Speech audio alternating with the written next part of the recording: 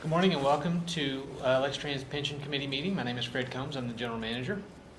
I will call the meeting to order, and before we get started on the agenda, I would like to announce that I have stepped off the committee as my transition to General Manager, and Mr. Jason Dial has replaced me on the Pension Committee. The first order of business on our agenda is the approval of minutes. We have two sets of minutes in our packet. First, the August 8th, 2023 meeting. Anyone have any comments or corrections from the August 8th meeting?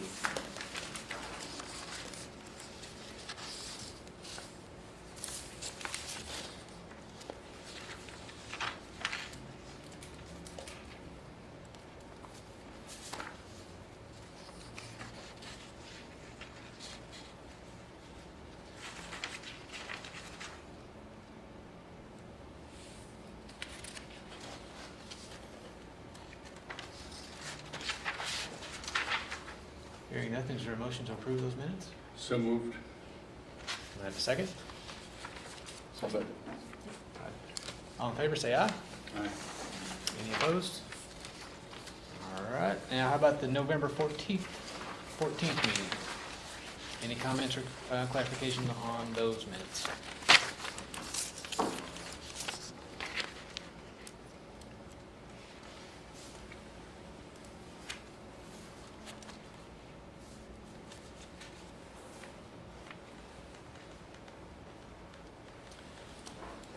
Hearing none, is there a motion to approve those minutes?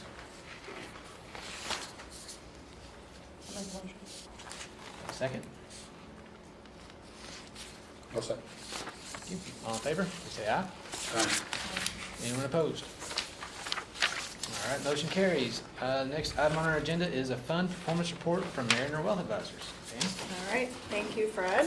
It's great to see everyone, and I know a few of you are new to us, so I'll kind of reintroduce us, but I'm Eric Toll, and I'm Pamela Thompson. We're with Mariner Wealth Advisors. We manage the investments for the pension plan. So nothing administratively in terms of individual benefits, but we're managing the stocks and the bonds that go into what it is that's being invested.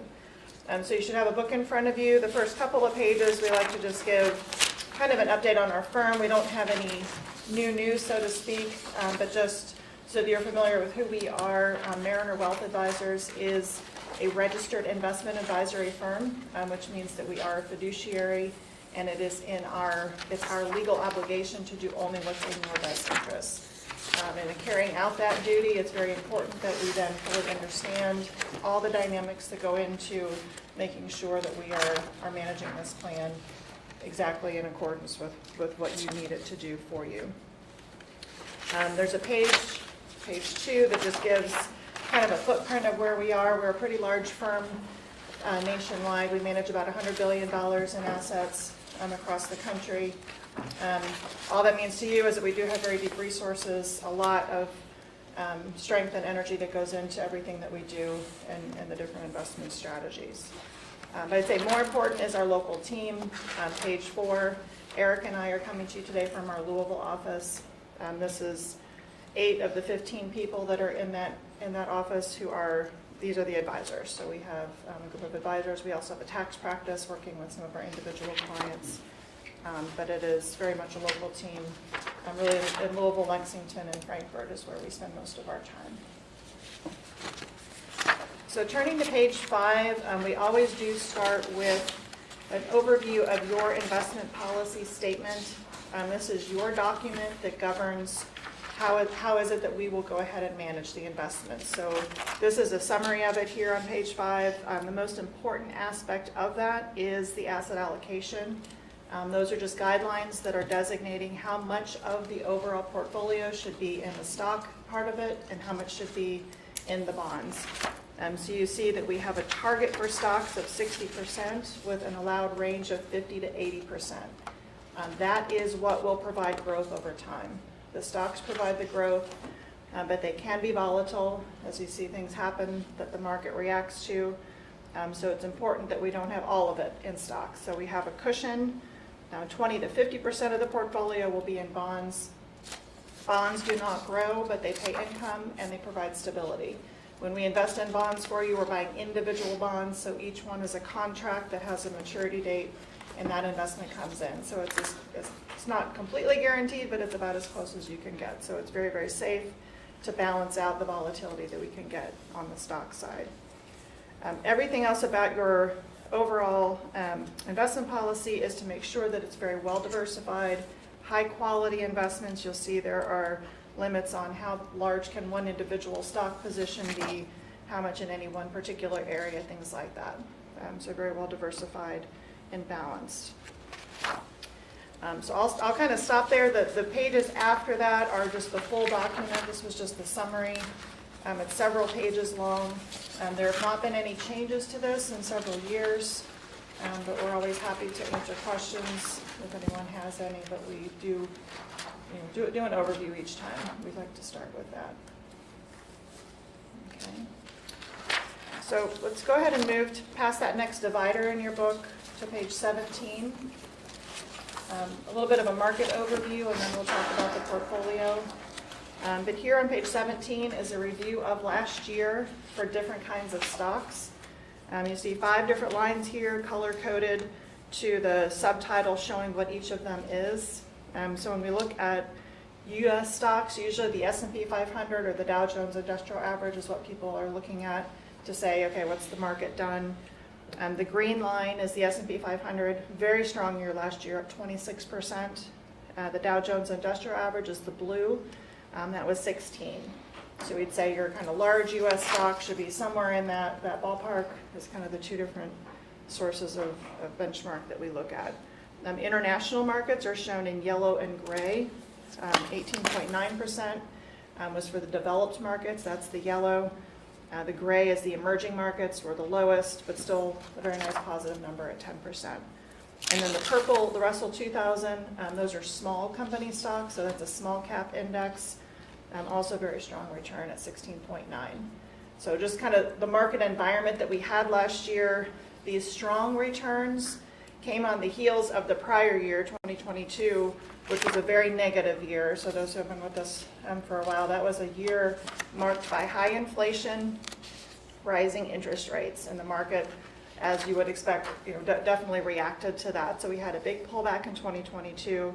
2023 was a rebound, as it's looking more likely that the interest rates that have been increased by the Federal Reserve in order to slow down inflation, it looks like that is being successful. We're still month to month watching to see some of the data as it comes out, but it's been very encouraging. So you've seen the market do much better in response to that.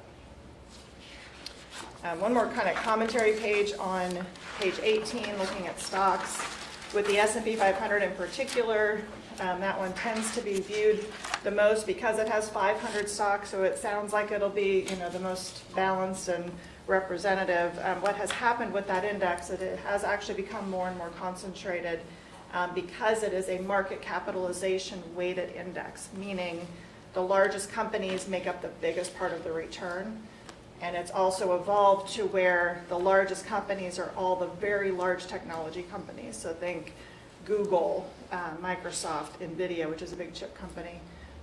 Those also were the ones that performed by far the strongest last year. So being the largest and having very large returns created a bit of a diversion. So what this is showing us here, on a price basis, the overall index was up 24%. But the green line is showing just the top 10 out of those 500 stocks. We're up 62%, actually made up 86% of the return last year, just from the 10 highest performing stocks. If we took those 10 out and said, what did the rest of the index do? It's that blue line. It was actually only up 8%. If we just took out the 10 best performing stocks. So it was just, still positive, but kind of interesting to see, how that was really highly influenced by just those largest companies. And then one page looking at the bond market on page 19, this is looking at interest rates. What this is showing us is what were interest rates from 3-month maturity on the left out to 30 years on the right. 3 different periods of time are being shown here. So that gray line is the end of 2021. If you look to the blue and the green, it's showing you end of 22 and end of 2023. So the blue line there, you can see interest rates across the board have gone up quite a bit over the past 2 years. Again, this was in response to higher inflation. We also have what's called an inverted yield curve, which is what's shown where the shortest maturities actually have higher rates than longer maturities, and that's very unusual. It's not usually that way. It's that way because the Federal Reserve has been increasing the interest rates when they control really that short end. The rest of the rates are just driven by bond market investors and how that plays out. And it's a phenomenon that in the past has usually preceded a recession. So it's the number one reason why all the market commentators for the past couple years have said, oh, we know we're going to have a recession. It's because we've had this inverted yield curve. That's what this is. It hasn't happened yet, knock on wood. It's looking like we might have gotten through this without one, but it's probably still too soon to say for sure. But that's what that phenomenon is, if you hear anyone talking about that. So enough of the market commentary.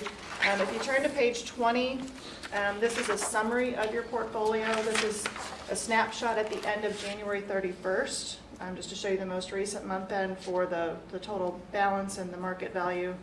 The pie chart on the left is showing you your overall asset allocation. Total equities are at 71%, so right in the middle of your range of 50 to 80. But then it's showing in the pie chart a little bit more detail in terms of the different areas of equities that you're invested in. So the largest piece is the large cap US, which is the yellow at 46%, but you can see you also have nice diversification with some mid cap, small cap, and international as well. And then the fixed income is that other 29%. So you can see that there. And then very importantly, at the upper right-hand corner is your performance summary. So looking at the returns, we show the past 3 calendar years and then a running 10-year number. So the 2023 returns were very strong. The total portfolio had a return of 20.9% for the year. That's after fees. And then you can see the 2 components. So the fixed income had a 6% return. The equities had a 27% return. So you actually beat the market on the stock side, and the bonds did very nicely as well. 22, as I said, was a negative year. And these are old numbers. We've seen these before. But it was a negative 12% for the total portfolio. But the year before was very positive, 16.9. So it's been a bit of a zigzag in this environment that we've been in. But that longer 10-year running number is an annualized return of 7.8% per year. That is much higher right now than what Steve is planning in and the actuarial assumptions. We would also urge you, this changes. So we've just finished a really big year. That makes that number high. So as you know, it bounces around a little bit. But we would say that this portfolio is definitely doing what it was intended to do. It's providing you moderate growth that's needed to continue on in perpetuity to make sure that it can pay the benefits that have been promised. Okay. Any questions on kind of that high level? Okay, and then one more page and I'll turn it over to Eric. Page 21 is really just kind of the past 3-year calendar year accounting flow. It kind of shows where we started the year, flows in and out, and this is also where it puts a dollar value on the market increase or decrease, the market value increase. The first column is just the 1 month of January, so I wouldn't put a whole lot of emphasis on that. The middle column is the full year of last year, so you can see the beginning market value was $17.5 million. The flows out of $221,000 as it paid the various benefits, dividends and interest, bond accrual, and you can see the market value increase. So the increase in market value was $3.2 million last year, but on the flip side, you see the year before, you see how it was down with the market. So it's just important to realize that being invested in stocks does lead to that. We get ups and downs, but over time, we get that longer term moderate growth. Okay. So I'll turn it over to Eric for some of the detail. Thank you, Pam. And first of all, thank y'all for having me and having us in this morning. We'll start with a little more detailed breakdown of the portfolio. There's a lot going on the slide on 22 that I want to touch on. This is a breakdown of the individual stocks in the equity portion of your portfolio. there's a note at the top that the active portion of of the portfolio that we are running for you is 69%. So that is the portion where our portfolio managers and analysts are actively deciding what individual stocks to own, and that is represented by the table below. What you're seeing in the table below is three broad categories of stock investing. And from left to right, the more income-oriented group, the growth and income group, is largely going to be reliant on slow growth and dividend increases. It's going to be your more stable basket of stocks. You'll recognize names across the spectrum from left to right, but in that left group, you'll see that not only are they paying relatively high dividends by and large, but they're also increasing their dividend each year, sometimes by as much as 17%. So you have, again, familiar names like P&G that are paying out a 2.5% dividend, or AbbVie on the back of Humira, paying nearly a 4% dividend and growing that dividend again at a 17% annual clip, which is a nice healthy return for investors. The right column there is beta. The easiest way to think of beta is just a statistical measure of how bouncy the stocks are relative to the S&P 500. So if you think of the S&P 500 as having a beta of 1, anything less than that is going to bounce around a little bit less than the S&P, and at 0.5 it's bouncing about half of what the overall market will give you. The group in the middle is cyclical growth. A better definition for that is what's the economy doing growth. So wherever the economy is going, those are the types of companies that will benefit in the economic cycle.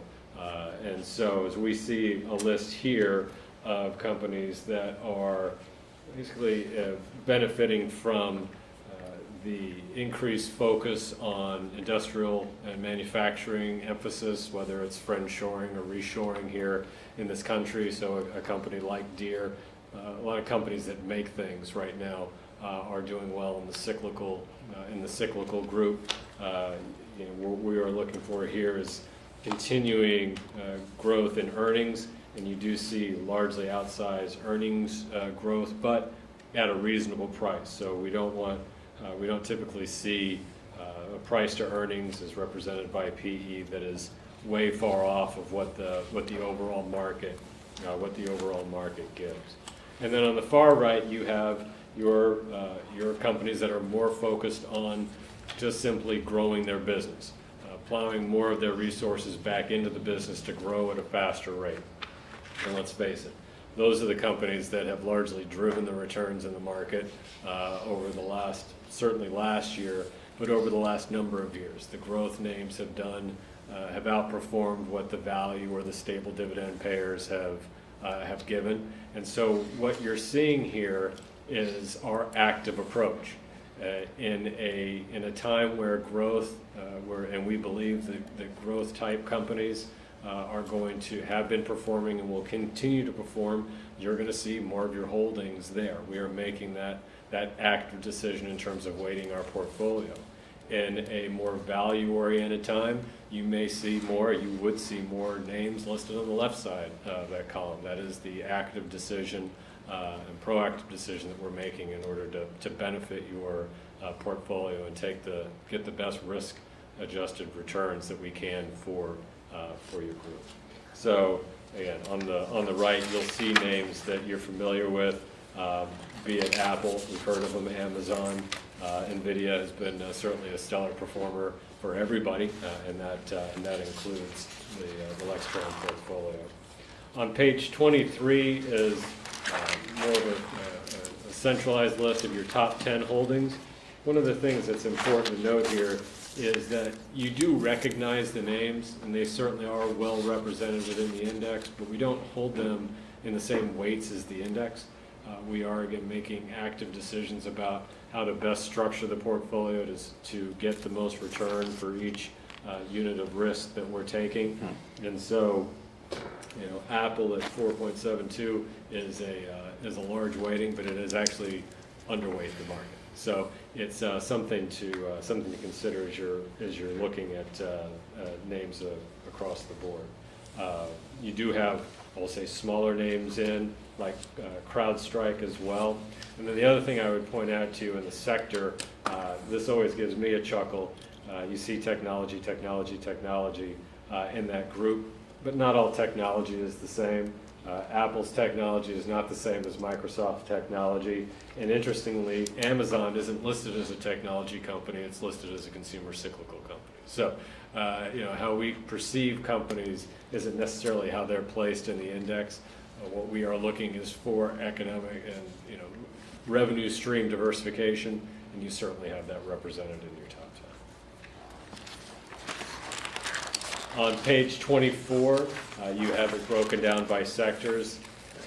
And the highlight here is that tech is the top sector. We've already discussed how that kind of is broken out, but it is also not, it's underweight what the overall S&P 500 is. So while it's the top sector, we're not putting all of the resources behind simply tech in that index. Energy is a little overweight, for example, what you would see in the overall index. So another example of how we make those active, sometimes fine, but those active decisions to benefit the portfolio. So 69% of the portfolio is active, 31% of it is passive. And what do we mean when we say passive? It means we are essentially buying the index or some form of the index, and we're not making active decisions on the holdings within the index. The passive investing is done through ETFs, and you see the listing of ETFs or exchange traded funds that will hold the baskets of stocks that represent the various groups, including a growth and value index from the larger portion, the mid and large portion of the market. You'll see Russell 2000 is our small cap exposure. It's very difficult, especially now, to do analysis on all of the small companies that are out there. So the best way to achieve representation in the small cap area is typically through ETF exposure, and you have that here, as well as EFI, which is the international index, Europe, Australasia, and the Far East represented in the EFI index. So we achieve certain areas of exposure that are best suited through passive investing, through ETF, and what you do see here, and it's easier to see in the Russell and the EFI, because those are broad categories, is their performance is the index's performance, right? So we're not adding value by making selections. We are buying the index and allowing the index to perform within that category. There's long been a debate of what is better, active or passive, and what history has shown us is a combination of the two is the best, because there are periods of time when the indices outperform active managers. There are long periods of time where active managers outperform indices. Nobody rings the magical bell to say when each time is coming. So to hold both and have them work in partnership is best for diversified investors. Moving from stocks to bonds, page 26 is a representation of your bond exposure within the portfolio. You are broadly diversified primarily through the 5-year cycle, as we harken back to Pamela's discussion on interest rates. Where were interest rates higher? They were higher on the shorter end of the curve, and your portfolio is certainly benefiting from those additional rates. There are a couple of bonds that are perpetuity bonds. They actually don't have necessarily maturity, so they represent way out in the 99-year category, which some of us may be here for, but probably not many of us. But that's why you see that. But the vast majority of the assets are in that shorter end of the curve. Again, as Pam was saying, they are individual bonds, known quantities. We know how the story ends. No matter what interest rates do between now and their maturity, you're going to get the interest paid to you. a couple of times a year, and at maturity you're going to get the principal back. So we don't have to care all the noise about interest rates going up, interest rates going down. It don't really matter once you own the bond. You already know what you're going to get, and you have locked in rates at in the shorter end of the curve that are very, very attractive. Before I move into broad economic overview here to wrap up, are there any questions about the individual, the portfolio itself, or any of the areas that I've already covered? Okay. So just to wrap up on where the economy is and where we see it going. On page 28, you see a graph of GDP, or gross domestic product, how the economy is growing. And the takeaway from here is, despite all of the volatility, despite the pandemic era recession and all the whipsawing around, we are right on long-term trend for GDP growth. We have gone through the walk in the wilderness and come right back to that long-term trend. The bar chart on the right gives you an idea of what makes up GDP. And there's two, I think, very heartening things to be taken from this. One is that the largest percentage of gross domestic product is consumption, is all of us going out and spending money. That doesn't show any signs of slowing. That continues at pace. Walmart let us know that spending in their stores this morning was moving forward just fine. So that looks really good. And then the second biggest part of GDP is government spending. And show of hands if we think that's on the federal level, that's going down anytime soon. So we do see a solid continuing trend of GDP. We can see ebbs and flows, but there's certainly reason to be optimistic as we move forward. The next chart shows inflation and why we are feeling better about where inflation is today. Don't get, I know we just had an inflation number released here last week that was a little worrisome. That happens. Month to month, you get noise up, you get noise down. The long trend on inflation is what matters, and it is certainly down. We're not down to the Fed's 2% target yet, but we're certainly trending that way, and there are reasons for optimism that we will continue to see inflation reducing. It's actually, we're in disinflation in some areas of the market.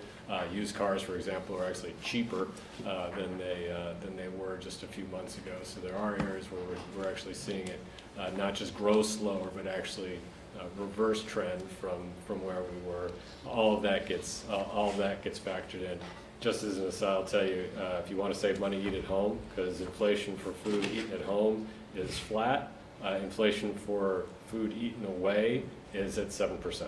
So that's where some money can be saved in our markets. But one of the primary drivers of inflation, if consumption drives GDP, wages drive inflation. And as we have seen the job market, whether it's softened or come off of its peak, job openings are reducing, layoffs are increasing.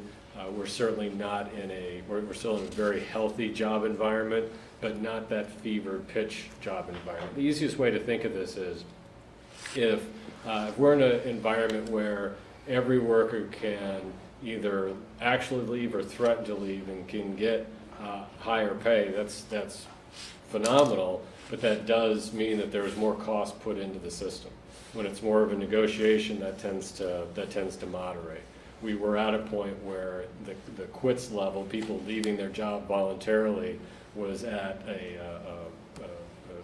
recent, at least, high, if not all-time high.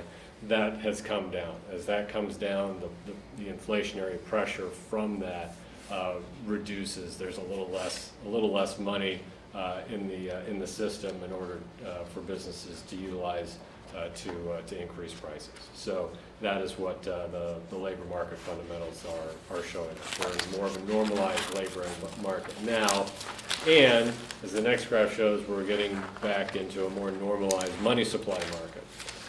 We saw one of the highest, we saw the highest individual spike in what's known as M2, which is simply cash in the bank, savings accounts, what's in your wallet, just money basically freely available to spend. That there was a spike in the growth rate in that as money was put out to help ameliorate the impact of the pandemic. That is now being drawn back in. Just simply by not pushing so much out, you get a natural return of that money. As that continues to come down, then inflation will continue to come down. Inflation is most easily understood as too much money chasing too few goods and services, so prices go up in order to soak up that money. Well, if you don't have so much money chasing those goods, then you don't have inflation that comes up as quickly. So this graph of M2 simply represents the same general trend. And then finally, in this cycle, the Fed is expected to raise rates. There can be a great debate in terms of when that happens. We're not exactly sure when that's going to happen, but we do anticipate the Federal Reserve to start reducing rates sometime in 2024. There's a debate between whether or not the market expects 6 cuts, which we think is aggressive. They're saying 3, which is probably more reasonable, but something that brings us down from the recent interest rate peak and loosens financial conditions back up a little bit. And then I will say finally, from this standpoint, this is sometimes and often the most important slide to bear in mind, that in any given calendar year, the likelihood that you're going to see a market correction as defined by 10% or greater is overwhelmingly high. Roughly 77%, or roughly 3/4 of the years, if not more, you have a market correction within the year. That does not mean that the year winds up down. In fact, more often than not, that year is still positive, because most years are positive, and almost every year has a correction within it. This, I'm sure, I would feel, I would be surprised if we didn't see that again this year. This is one of the reasons why, somebody such as Mariner, managing assets so we can take some of the emotion out of the decision, because when the market's down on average 14% in a given year, that's a really easy time to say, that's it, I'm out. But we know through experience that the market is likely, well, always has come back, but will likely even come back within that calendar year. But we do anticipate, because it almost always happens, a pullback. Will not be surprised, certainly, if it happens again this year. Election years tend to be volatile years, particularly the first half, and so I would not be surprised to see that. But just to keep that in mind, if and when we see that this year. And then to wrap up, our outlook this year is back to normal. We have seen a lot of not normal over the course of the last year. Somebody has said that something that's never happened happens every day in the markets. Something has happened that's never happened 3 or 4 times a day, it feels like, over the last couple of years. This year we expect to be back to normal growth rates, normal interest rates, and a reduction in Fed rates coming. And so our base case, which 60% is a fairly high conviction level within this business, is that we'll see a return of roughly 9% the S&P, factoring in dividends and buyback. That brings us into an 11% total return range, which isn't as frothy as last year, but we will certainly take it. If things go exceptionally well, we may see that up to 15 total. And if we have a rougher year, then it may be roughly flat. I mean, our disappointing case for the year is down 1%, which functionally is flat for the year. So, and we are expecting a more normal normalized year this year after so many back-to-back years seemingly of not normal. It will be a relief to have some normalcy, I think, in everything. We'd look forward to that and look forward to delivering those types of returns in the portfolio as well. I think beyond that, you have deeper individual breakdowns that you can review, but and happy to answer any questions. Any questions from anybody?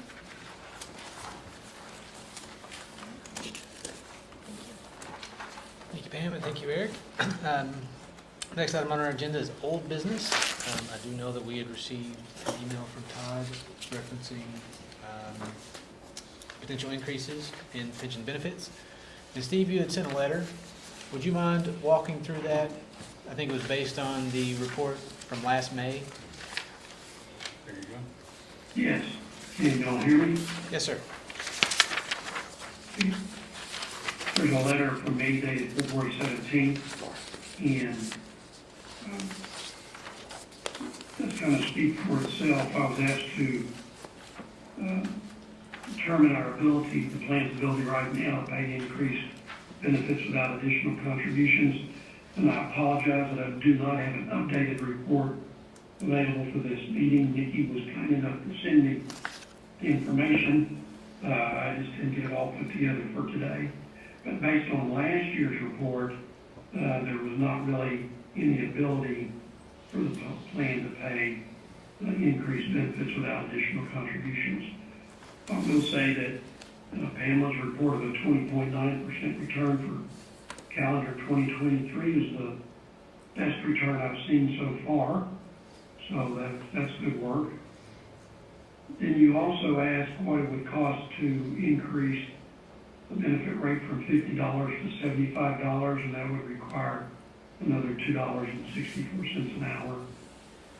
Again, I will update that number when our next study is done, and that would be by your May meeting or your next meeting. Okay, thank you, Steve. Does anyone have any questions on Thank you, Steve. that? I think we'll expect more information in May. Do we have any other old business? Any other business? Do we have any new business?